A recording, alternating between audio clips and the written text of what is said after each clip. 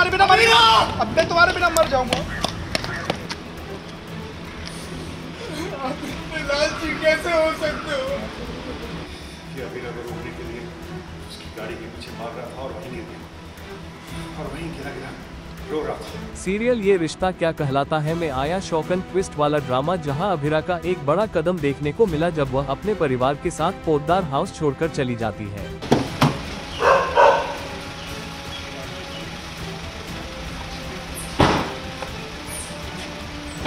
अरमान उसे रोकने की पूरी कोशिश करता है, लेकिन अभिरा नहीं रुकती। जी हाँ, दरअसल मनीष और बाकी घर वाले अभिरा को पोद्दार हाउस से अपने साथ ले जाते हैं। जैसे ही अभिरा कार में बैठकर वहां से जाने लगती है, अरमान दौड़ता हुआ आता है और उसे रोकने की कोशिश करता है।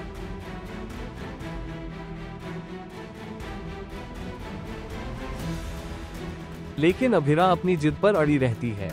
अरमान उसकी कार के पीछे दौड़ता है। रोने और चिल्लाने के बावजूद अभिरा नहीं रुकती। आखिरकार अरमान थककर सड़क पर गिर जाता है और बेहोश हो जाता है। तुम्हारे बिना अब मैं तुम्हारे बिना मर जाऊंगा। कैसे हो सकते हो? घर वाले अरमान को वापस लाते हैं और उसे संभालने की कोशिश करते हैं।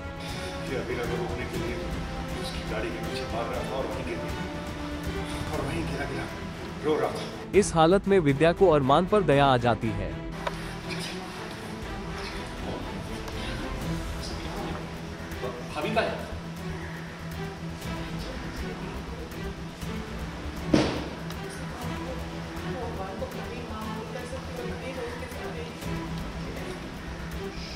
लेकिन कहानी में असली ट्विस्ट तब आता है जब रोहित वहां पहुंचता है और विद्या को बड़ा सच बताता है। ये सब मेरी गलती है। या भाभी मेरी वजह से अलग हो गई।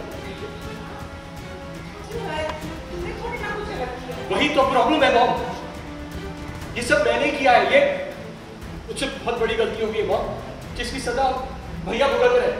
तो अपने आप को कोस क्यों रहा है? तेरी थोड़ी ना कोई गलती है। मॉम यही तो प्रॉब्लम है। ये सब मैंने किया है। ये मुझसे बहुत बड़ी गलती हो गई मॉम, और उसकी सजा भैया भुगत रहे। रोहित विद्या को बताता है कि बच्चे को एक्सचेंज करने में अरमान की कोई गलती नहीं थी, बल्कि यह सब रोहित ने किया था। ये मेरा आइडिया था कि दक्ष की परवरिश भैया और भाभी करें। जब हॉस्पिटल में उनसे मेरा आइडिया शेयर किया तो उन्होंने साफ इनकार कर दिया। वो तो आप सबसे झूठ बोलना ही नहीं चाहते थे, लेकिन मैंने ही जिद करके दक्ष की रिस्पॉन्सिबिलिटी उन्हें और भाभी को दे दी कि रूही कोमा में थी। सारा ब्लेम भैया अपने ऊपर ले। ये सुनकर विद्या का गुस्सा 7वें आसमान पर पहुंच जाता है और वह रोहित को जोरदार थप्पड़ मार देती है। अरे भैया तो ये नाटक करना ही नहीं। सब उसको कोसते रहे और तू चुपचाप खड़ा हुआ सुनता रहा बस। नहीं, मैं प्रॉमिस मॉम, मंदिर में मैं सच कहना चाहता था। भैया ने मुझे रोक दिया। अच्छा, तू एक आज्ञाकारी भाई तो बन गया, लेकिन काश तू एक अच्छा भाई होता, एक अच्छा भाई होता तू। मत छू मुझे और मत बोल मुझे आई एम सॉरी। 10 बार भी माफी मांगेगा, लेकिन मैं तुझे माफ नहीं करूंगी रोहित। दूसरी तरफ कहानी में नया मोड़ तब आता है जब अभिरा ऐलान करती है कि अरमान ने उसे पोद्दार पंप से निकाल दिया है। इस वजह से वह अब दूसरी नौकरी करने का फैसला करती। अभिरा के क्लाइंट्स कॉल पे कॉल किए जा रहे, कैसे मना करूं? पहले ये कुछ खाएगी पिएगी, फिजिकल ठीक होगी, तभी तो अपने इमोशनल ट्रॉमा से बाहर आ पाएगी।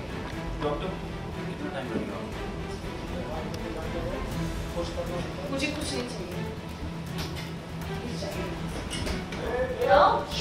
हेल्थ की बैंड बजा सको। डॉक्टर अभिरा, अभिरा अभिरा घर छोड़ के जा चुकी है अभी करंट सिचुएशन में अगर देखें तो, क्योंकि सच पता लग गया है कि दक्ष रूही का बेटा है, रूही और रोहित का। तो obviously she is feeling betrayed कि अरमान ने उससे झूठ बोला और जिस चीज़ को वो बिल्कुल बर्दाश्त नहीं कर पाई। अभिरा को लगता है कि अगर अरमान ने उसको बता दिया होता कि उसका बच्चा नहीं बच पाया तो भी वो शायद रूही के बेबी के लिए उतना ही खुश होती, बट उसके हिसाब से उसको ऐसा लग रहा है कि उसने 2 माओं का दिल तोड़ा है अरमान ने। तो वो ऑब्वियसली उससे बहुत ही नाराज़ है, गुस्सा है, और वो उसको ये तो कह देती कि मैंने तुम्हें माफ़ किया, बट बोल के वो चली जाती है। और चली जाती तो ऑब्वियसली अरमान का तो दिल टूट ही जाता है। उसको वैसे ही इतना गिल्ट हो रहा था वो झूठ में रोहित का साथ देने में, और अब जब अभिरा को पता चल गया तो वो और भी टूट गया बिल्कुल। अब है ही ऐसा कि मतलब एक तो अरमान से एक्सपेक्टेड भी नहीं था, और उसके अलग रीजंस थे करने के लिए, वो तो रियलिटी आप लोग जानते ही हैं कि क्या थी। तो बट फिर भी क्योंकि उसके लिए ज़्यादा आसान होता अगर बता दिया होता, क्योंकि कुछ चीज़ मिल जाने के बाद और फिर उसका चले जाना ज़्यादा दुखी करता है फिर।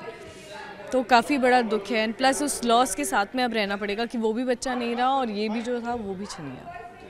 तो ये मतलब अभीरा के लिए बहुत मुश्किल, क्योंकि अरमान भी अब साथ नहीं दे रहा, राइट?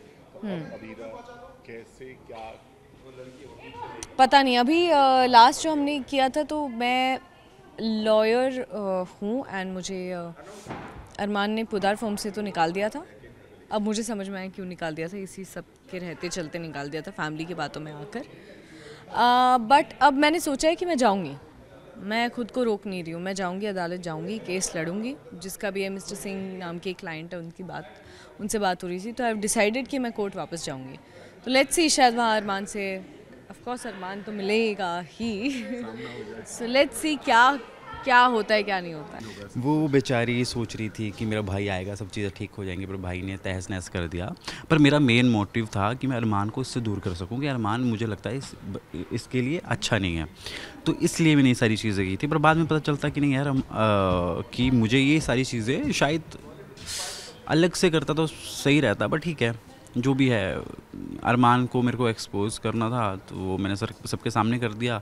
पर इस चीज़ में बेचारी अभीरा पिस गई, और अभीरा का दुख भी मेरे से देखा नहीं जा रहा है। रूही को तो उसका बच्चा मिल गया, एक माँ को उसके बच्चे से तो मैंने मिला दिया, पर अब दूसरी माँ का जो बच्चा गया, अब मुझे उसका ख्याल रखना है। अब देखते हैं वो मैं कैसे रखता हूँ। अभी जैसे ड्रिप लेकर पहुंच गया कि तो खाना नहीं खा रही है, अब इसको ड्रिप लगाएंगे ताकि इसमें थोड़ी शक्ति तो आए, एनर्जी तो आए। तो ऐसे ऐसे कांड में करता रहता हूँ, और अभीरा को कोशिश करूँगा कि अभीरा इस चीज़ से निकल पाए। जैसे रूही को बच्चा दिलाया, वैसे अभीरा को अब इस सदमे से बाहर निकालना मेरा प्रायोरिटी बन चुकी है मेरी। Thank you. हाँ, जैसे मैं अभी बोल चुका हूँ कि आप लोगों के एक्सपेक्टेशन पे खरा उतरने की कोशिश करूँगा मैं, और मैं भी एक्सपेरिमेंट कर रहा हूँ, और आपको पसंद आ रहा तो बताइए। आप वैसे आपके मैसेज आ ही रहे हैं तो मुझे अच्छे लग रहे हैं मैसेज जो आपके आ रहे हैं, और कोशिश करूँगा कि आप और पसंद आओ। और थैंक यू सो मच, आपने ये रिश्ता को पहले नंबर 1 बनाया था, फिर से इसको नंबर 1 बना दीजिए, इसको प्यार दीजिए, खूब सारा प्यार दीजिए। Thank you so much.